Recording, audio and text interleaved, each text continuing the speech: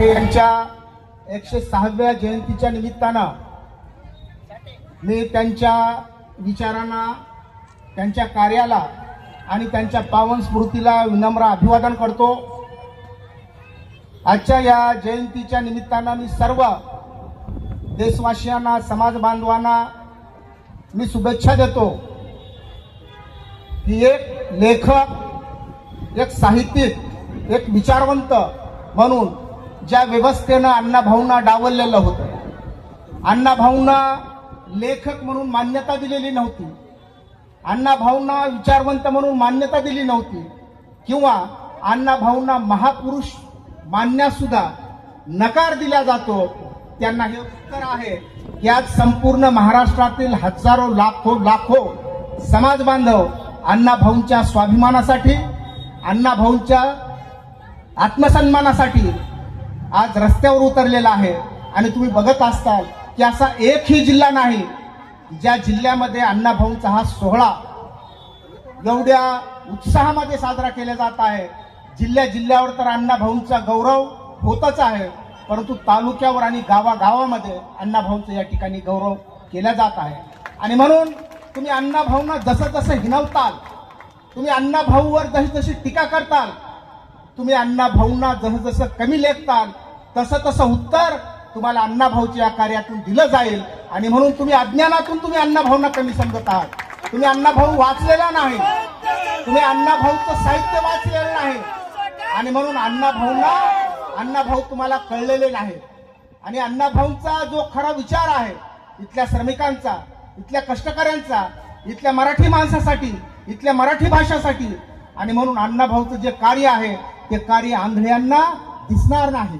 आणि ज्या अण्णाभाऊनं या महाराष्ट्रासाठी, या मुंबईसाठी आयुष्य समर्पित केलेलं आहे, आणि म्हणून अण्णाभाऊ तुम्ही बघत असताना अण्णाभाऊ तुम्हाला कळलेले नाही।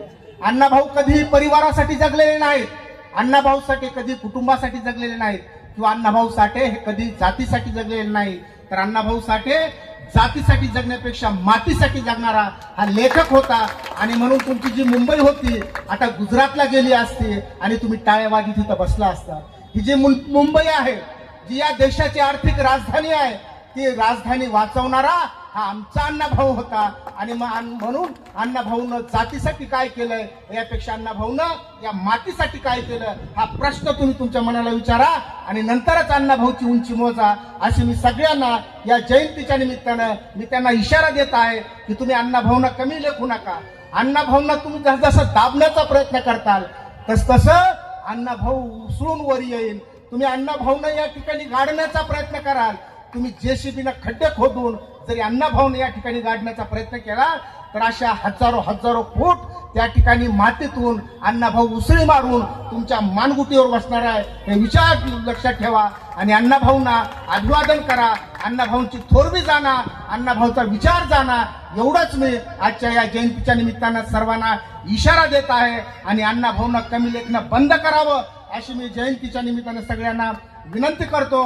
आणि राहिला प्रश्न जो काय डॉक्टर बाबासाहेब आंबेडकरांच्या स्वप्नांचा, डॉक्टर बाबासाहेब आंबेडकरांचं जे स्वप्न होतं ते स्वप्न इथल्या शेठजी भटजींसाठी नव्हतं, किंवा अण्णाभाऊंचं स्वप्न इथल्या शेठजी भटजींसाठी अण्णाभाऊंचं स्वप्न नव्हतं, तर तळातील माणसांना न्याय देण्यासाठी बाबासाहेब असतील, महात्मा फुले असतील, अण्णाभाऊ असतील, त्या सगळ्यांचं स्वप्न होतं। जो तळातला माणूस, जो शेवटचा माणूस आहे, त्या शेवटच्या माणसाला संधी मिळाली पाहिजे।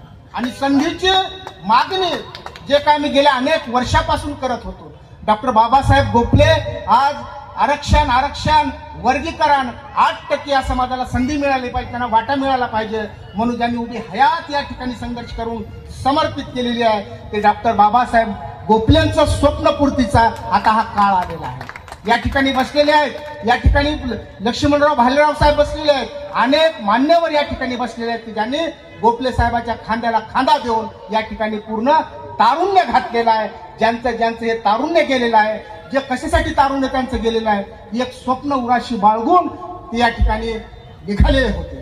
आणि म्हणून गोखले साहेब असतील, कुसुमताई असतील, या ठिकाणी मधुकरराव कांबळे साहेब असतील, या ठिकाणी विष्णुभाऊ कसबे असतील, या ठिकाणी सचिनभाऊ साठे असतील, किंवा ज्या महाराष्ट्रातील नेत्यांनी हा लढा या ठिकाणी इथपर्यंत लढत आणलेला आहे, आज त्यांचं स्वप्न पूर्ण होण्याचा काळ आलेला आहे। सर्वोच्च न्यायालयानं तुमच्या बाजूने निर्णय दिलेला आहे, या ठिकाणी महाराष्ट्र शासनानं तुमच्या बाजूने निर्णय घेतलेला आहे आणि म्हणून थोड्याच दिवसामध्ये आपल्या सर्वांचे या ठिकाणी स्वप्नांची पूर्ती होणार आहे दोस्तो. आणि म्हणून जो का आपला आरक्षण वर्गीकरणाचा जो लढा आहे तो लढा गावागावामध्ये जाऊन आपल्याला सांगायचा आहे.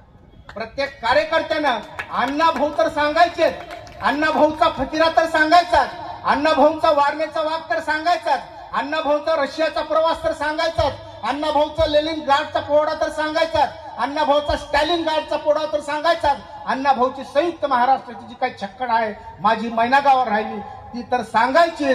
परंतु ते सांगत सांगतच the state of Punjab versus Davinder Singh हा सुप्रीम कोर्टाचा निर्णय सांगायचा. या ठिकाणी महाराष्ट्र शासनानं जे काही न्यायमूर्ती बद्दर यांच्या अध्यक्षतेखाली नेमलेली समिती आहे त्या समितीच्या बद्दल सांगायचं. या ठिकाणच्या 59 जातीतल्या अशा काही जाती ज्या अजूनही तळात आहे, या तळातले लोक जे कुणी रिक्षा ओढतंय, कुणी हमाली करतंय, कुणी या ठिकाणी बँड वाजवतंय, कुणी बिगारी काम करतंय, कुणी या ठिकाणी मोंढ्यामध्ये वेगवेगळं पडेल ते काम करून आपल्या मुलाबाळाला या ठिकाणी शिकवू लागलेले आहेत. ह्या गरिबांच्या लेकरांना संधी मिळाली पाहिजे. हा संघर्ष या महाराष्ट्रामध्ये मागील 25 ते 30 वर्षापासून बंधुरो आपण करत आहोत आणि हा संघर्ष ज्या दिवशी आपण जिंकू, हा संघर्ष ज्या दिवशी यशस्वी होईल त्या दिवशी गावागावातील जे काही शिकलेले पोरं असतील, कुणी 12वी असेल, कुणी BA असेल, कुणी नेट झालेलं असेल, कुणी सेट झालेलं असेल, कुणी GA दिलेले असेल, कुणी नीट दिलेले असेल, कुणी MBA दिलेलं असेल, असे महाराष्ट्रातले हजारो युवकांना ही संधी मिळणार आहे. आणि तुमचं जे दारिद्र्य आहे, तुमचं दारिद्र्य या ठिकाणी दूर होणार आहे. आणि म्हणून गावागावामध्ये या ठिकाणी 1, 2, 4 कर्मचारी अधिकारी या ठिकाणी निर्माण होणार आहेत. आता तुम्ही जर बघितलं तर प्रेरणा खवले नावाची जी आमची भगिनी IAS झालेली आहे, कलेक्टर झालेली आहे, काल मुख्यमंत्र्यांच्या हस्ते मुंबईमध्ये तिचा सत्कार झालेला आहे. आणि म्हणून असे जे काय आता कलेक्टर होण्याची जी काय प्रक्रिया या समाजातून सुरू झालेली आहे ती आता दिवसेंदिवस वाढत जाणार आहे. आणि म्हणून अण्णाभाऊच्या नावानं तुम्ही जसं नाचणार आहात, अण्णाभाऊच्या नावानं तुम्ही जसं या ठिकाणी गाणार आहात, अण्णाभाऊचा उत्सव जसा तुम्ही साजरा करणार आहात, तसं या ठिकाणचा शैक्षणिक उत्सव सुद्धा तुम्हाला साजरा करावा लागणार आहे. तुम्ही कोणतंही काम करत असा, परंतु माझ्या घरातलं मूल असेल, माझा नातू असेल, माझ्या भावाचं मूल असेल, माझा पुतण्या असेल, कुणीही घरी राहता कामा नये. तर तो प्रत्येक शाळेत गेला पाहिजे, तो प्रत्येक ग्रॅज्युएट झाला पाहिजे. आणि त्यांनी या ठिकाणी इतर जसं या ठिकाणी ब्राह्मण मारवाडी या ठिकाणी या सत्तेमध्ये गेलेले आहेत, प्रशासनामध्ये गेलेले आहेत, सेवेमध्ये गेलेले आहेत, तसेच आमचे मुलं सुद्धा सेवेमध्ये गेले पाहिजेत. हे तुमचं स्वप्न असलं पाहिजे. आणि हे स्वप्न घेऊन जर तुम्ही चालणार असाल तरच अण्णाभाऊचा या ठिकाणी जय जयकार करण्यामध्ये अर्थ आहे दोस्तो. म्हणून आजच्या जयंतीच्या निमित्ताने मी सगळ्याला विनंती करतो की प्रत्येक गावामध्ये या ठिकाणी शिक्षणाचा यज्ञ पेटवा, शिक्षणाचा जागर तयार करा, शिक्षणाचं महत्व खेड्यापाड्यामध्ये सांगा आणि गावागावातून खेड्यापाड्यातून या ठिकाणी IAS आणि IPS निर्माण झाले पाहिजेत. यासाठी आपण संघर्ष केला पाहिजे. एवढी मी आपल्याला तुम्हाला विनंती करतो. आणि या ठिकाणी कलावंताचा जो काही कार्यक्रम थांबलेला आहे आपण सुरू ठेवा अशी विनंती करतो. पुन्हा एकदा सर्व समाज बांधवांना मी जयंतीच्या शुभेच्छा देतो. सर्वांना क्रांतिकारी जय लहुजी, जय अण्णाभाऊ, जय भीम, लाल सलाम.